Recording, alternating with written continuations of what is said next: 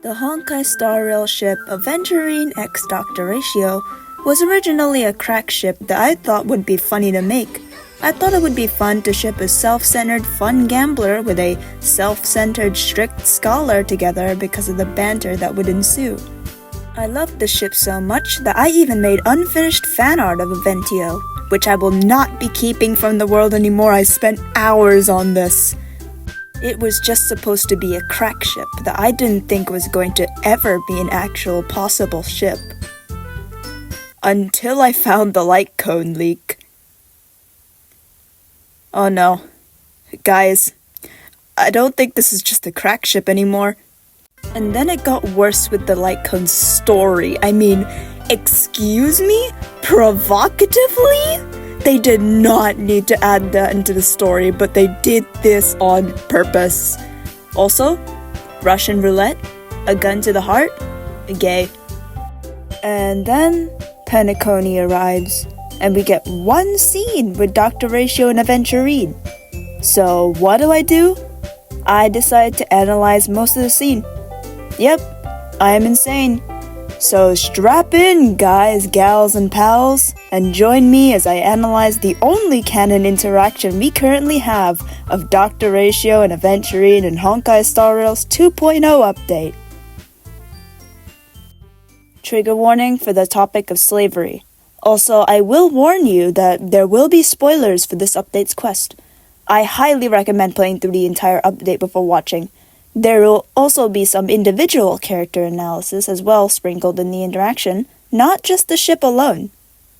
Plus, I am just doing this for fun, and yes, I will be making outrageous assumptions about the ship and overanalyze it like an English teacher talking about the symbolism of the color of curtains. I do not want to be flamed for talking about a ship I find enjoyable. I'm just a kid who has nothing better to do except make an entire video about two dudes that are probably gay, okay? Okay. What is it, Ratio? Why the long face? Hey, I just realized, where's that handsome bust of yours? Knocking it right out of the ballpark already, Aventurine. Congratulations. You're just making my analysis a lot easier. So, I am aware that Aventurine is probably talking about the alabaster head Dr. Ratio wears in front of others type of bust instead of the chest type of bust, but hear me out. So, Dr. Ratio says that he wears the alabaster head so that he can avoid looking at idiots, and that they probably wouldn't want to look at him either. He says this in both his personal character voice lines and in the 1.6 update. Dr. Ratio doesn't wear his alabaster head when Aventurine is around. Sure, Dr. Ratio also doesn't wear his alabaster head around the Trailblazer and the other characters present in his 1.6 quest, but that could just mean that Dr. Ratio doesn't see them as idiots. That could be the same for Aventurine, even though he does later call Aventurine an idiot in the scene. Denial, maybe? This could mean three things. 1. This is Dr. Ratio's way of subtly showing that he is in more of a good relationship with Aventurine, even by just a little bit. 2. This is Dr. Ratio's way of subtly showing his respect for Aventurine's intellect without admitting it, because Aventurine definitely isn't dumb. He knows what he's doing if he's managed to stay alive for this long in the current circumstances he's in. And number 3, both. And with the other meaning for bust, who says words can't have double meaning? You're late. By 4 minutes and 16 seconds. You better have solved the mystery of Akavili's fall. Otherwise, I suggest not tangling with the nameless. You mean you don't believe me when I say I truly wish to befriend them? Clamorous people do not make friends. Fun fact, the Atini Peacock boasts one of the universe's more jarring songs, and your choice of attire is somewhat Peacock-esque. It seems this peacock is short of a feather or two. The family's been rummaging through your things, haven't they? Ah, yes, the good old Dr. Ratio being Dr. Ratio. He does seem to be the type of guy who'd use fun facts to criticize Aventurine's choice of clothes. But to be honest, Dr. Ratio comparing Aventurine to a peacock is kinda perfect. Even if it was to criticize Aventurine, peacocks are considered to be one of the most beautiful birds in the world. Flashy, pretty, and arrogant, that explains Aventurine perfectly. Maybe this might also be Dr. Ratio indirectly calling Aventurine pretty. Even better, Dr. Ratio is very much associated with ducks, another bird. This is evident by the rubber duck in Dr. Ratio's bath on his light cone, and also the little ducks in the bubbles of the edited HSR logo at the end of Ratio's trailer. Both of them being associated with birds is amazing, and it gives great ship art potential. Which, by the way, just saying, why aren't there any that I've seen? Please, I'm begging. Yeah, by that gray-suited fellow. All the cash gifts and the box containing the cornerstones. Huh? Where are you going? The gray-suited fellow Aventurine is talking about is most likely Sunday, the representative of the family in Penacony. Also, just saying, Aventurine called Sunday the most handsome man in Penacony while not paying much mind to Robin except for her occupation. Only calling the men attractive, huh? Aventurine, do you perhaps like men? Back home, to tell the corporation that some idiot ruined everything. Oh, it's nothing more than a few rocks. Why so serious? Who cares if they're gone? Without that Aventurine stone, you're nothing more than a doomed Sigonian thrall, sentenced to die by the IPC. Or is that serial number on your neck a cherished memento from the Amber Lord? You're funny, I'll give you that. It appears our erudite friend has done his homework. Bro's honestly done with Aventurine's nonsense already. Honestly, I would be too. Hold on. Is this actually Aventurine, or is this just Sparkle? If that's the case, I'm going to feel so betrayed, and this video will age like milk. Okay, the first line kinda scares me. So, basically, from what I understand from outside sources, Aventurine used to be a Sigonian slave who somehow got into the death row, but got into the IPC, which would prolong his life until his execution once the IPC sees no more use for him. I find that terrifying, since Aventurine has been a character I've been looking forward to for so long, and he's grown on me so much that he's now one of my favorite characters in the game. I do not need another Robin.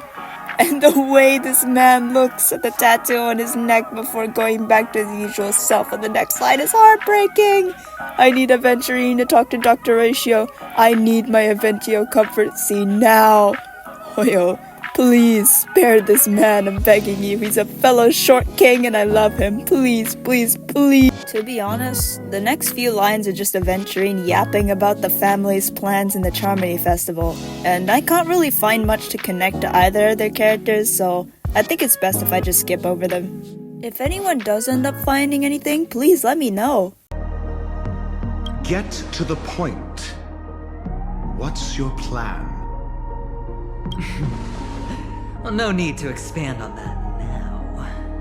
It's not yet time to reveal my trump card. Damned gambler.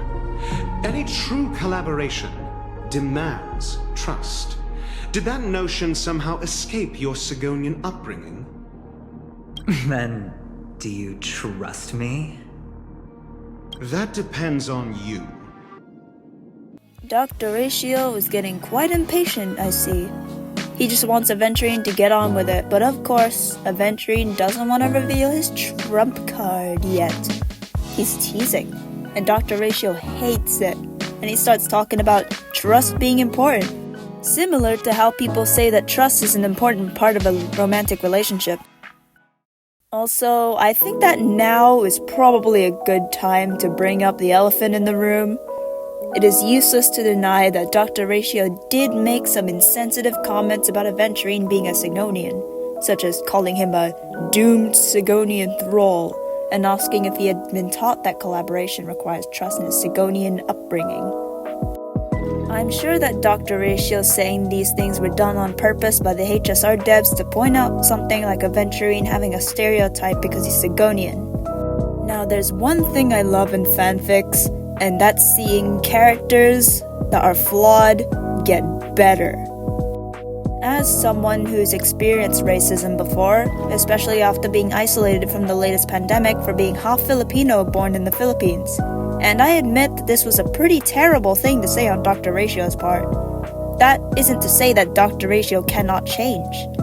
I believe that everyone can change to be a better person if they truly work on bettering themselves. Unrelated to Aventio, but relevant to this topic, but I also believe that even though she is most definitely written to be a villain, Sparkle could also change, even if her interaction with Aventurine was a lot more extreme than Dr. Ratio. Basically what I'm trying to say is people aren't perfect and that we can change, something that I will touch on in the next part of this video. So you don't trust me either. Now that was easy, wasn't it? Also, I didn't go to school, and my parents didn't teach me any of that. A pity. They left before they could impart any life lessons. I did not mean to offend. I see potential in this. Sure, for now they might not trust each other currently, but let's just say that whatever happens in the Charmony Festival, Aventurine and Dr. Ratio will have to work together to survive or stop whatever's going on. And you know what an enemies to lovers relationship needs to be good? Forced intimacy. A chance to force these two to get to work together. And a chance to get to know each other and maybe even come out of it as friends. Now, this is where I'll touch on the whole racism stuff again. I like to think that this hypothetical, hopefully soon canon scenario, Dr. Ratio realizes that what he said about Aventurine being a Sigonian thrall, as well as his comment about Sigonian upbringing, was kind of an asshole move, and that he needs to learn how to be better for Aventurine. As long as they get even just a little friendlier with each other, that's all that matters. After all, I do not think Dr. Ratio is supposed to be written as a villain, unlike Sparkle. I should probably make a video on Sparkle, by the way. She seems like an amazing villain. Maybe next update will give us more. Taking reference from Belinda Lee's video on Dr. Ratio's character, I highly recommend, by the way, it's such a fun watch. Dr. Ratio is described in his preview as self-centered. Despite popular belief and Screwlum's comment about him in his livestream, Dr. Ratio is not a narcissist. Narcissists belittle other people to, importantly, bring themselves up. Instead, Dr. Ratio is self-centered, and sometimes self-centered people can be altruistic, showing selflessness and concern for the well-being of others, kind of like how a strict teacher would be like. Dr. Ratio is hinted to have a sense of insecurity about not being recognized as a genius by Naos in the Genius Society, especially in his Max Ascension. Ratio knows and understands what it's like in some way, what it's like to be mundane, to not be recognized or seen. Someone like Aventurine, who's been a slave for almost his entire life. Aventurine, a man controlled by the IPC with no one to talk to, or no one to confide in. I'm looking forward to seeing if Dr. Ratio will be able to learn how to be a little less critical of Aventurine and his upbringing.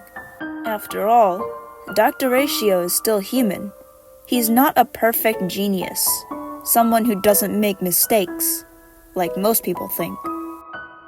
Also, Aventurine starts trauma dumping out of nowhere about his parents. I speculate that because Aventurine must have grown up pretty poorly due to growing up on an IPC-enslaved planet, his parents dropped him off to an orphanage or something because they couldn't take care of him, or just straight up left, or they died. I don't know the story. We haven't gotten anything yet. I did not mean to offend. Okay, some might make fun of Ratio for this, but I actually think this line was adorable. For Dr. Veritas Ratio, someone who's usually so arrogant and self-centered, someone who's usually bold with his words, and someone who outwardly thinks that he's a genius compared to others.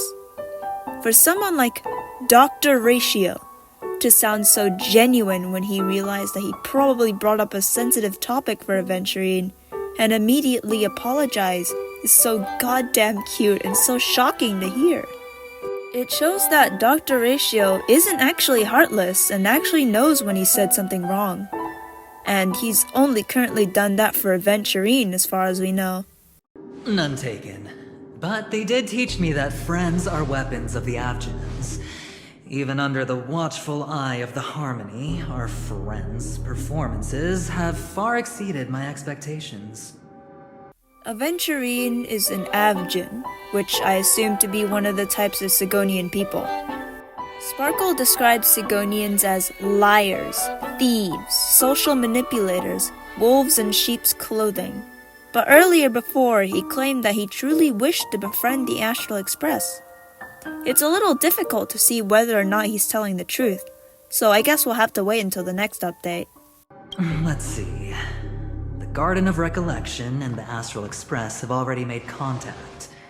The Annihilation Gang, I can't really count on them. The Knights of Beauty haven't given their answer, and as for the bunch at the tavern... Here, Aventurine lists off a few groups in the game that we know of. The Garden of Recollection refers to Black Swan.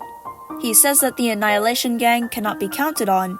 At the time, we had just assumed it's because they're a villain group and he knows it. But later we realized that they can't be counted on because Ifrit is dead, and that the Annihilation Gang isn't attending at all.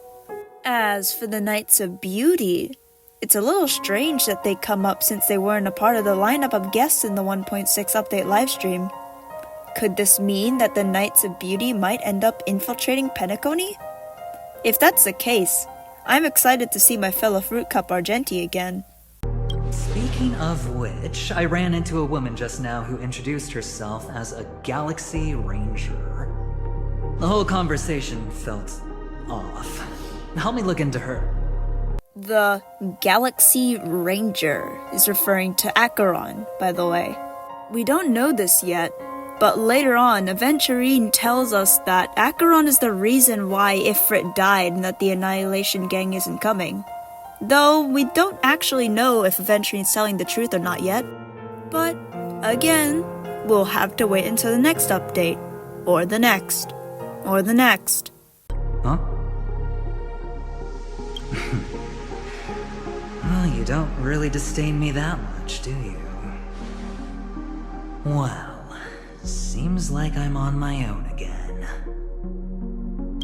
But the sadness in Aventurine's eyes breaks me every time. Poor guy just wanted Dr. Ratio to stay with him. From what we see in this scene and the scene of them talking in the Trailblazer's dream before arriving in Penacony, Dr. Ratio seems to be the person who is the closest of a real friend to Aventurine. Hell, Dr. Ratio even calls him Dear Gambler. Dear Gambler. But then he just leaves, just like everyone else he's loved. Dr. Ratio, listen to me. Get back to Aventurine and apologize to him right now. Come back to him, otherwise I'm gonna take that book of yours and beat you with it like you do with the other enemies. And that's the entire scene. I honestly cannot wait to see what's in store for the next update. From the leaks I've ended up seeing, won't be sharing any specifics, I'm guessing that the next update is going to be very Aventurine-centric. And I hope that we'll get some more of Dr. Ratio because, honestly, we did not get enough of this man in this update. Thanks for sticking around while I rant about one of my favorite ships in the game in probably one of my most longest videos, if not the longest. I had a bunch of fun with this, and I hope you had a fun time as well. If you also play Star Rail, feel free to comment what you think of the latest update. Thanks for watching.